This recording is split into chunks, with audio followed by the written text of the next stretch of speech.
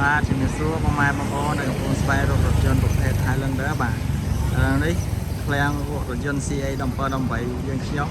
នៅខ្សលក្នុងស្តុកបាទ5គ្រឿងបាទគ្រឿងទៀតនៅកន្លែងជាង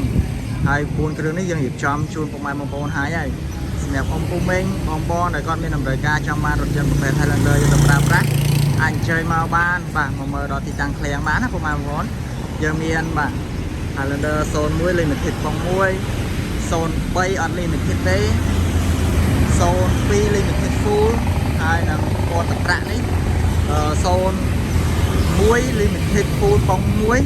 ប្រភេទរថយន្តម្ចាស់ដើមបងប្អូនសិនតែជារថយន្តម្ចាស់ដើមបងប្អូនបាទជំនាញទៅលើឯកសារផ្លូវច្បាប់ជំនាញទៅលើឡានមិនបុកមិនកាត់តមិនក្លាប់មិនស្ញោដូរពណ៌ជូនអញ្ចឹងបងប្អូនមានតម្រូវការលើរថយន្តណាមួយអាចតាក់ទងតាមលេខទូរស័ព្ទខ្ញុំផ្ទាល់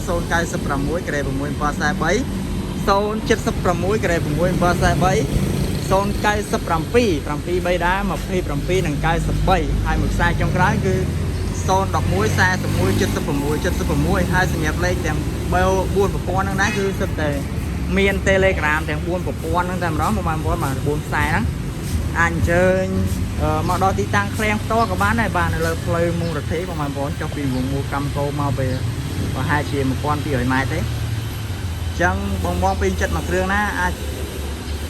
តំណងមកបានណាបងប្អូនបាទធានាតម្លៃល្អជូនបាទតម្លៃពិសេសជូនមុនឱកាសចូលឆ្នាំថ្មីប្របីនឹងជាតិយើងណាបាទលក់តម្លៃពិសេសហើយបាទអរគុណច្រើន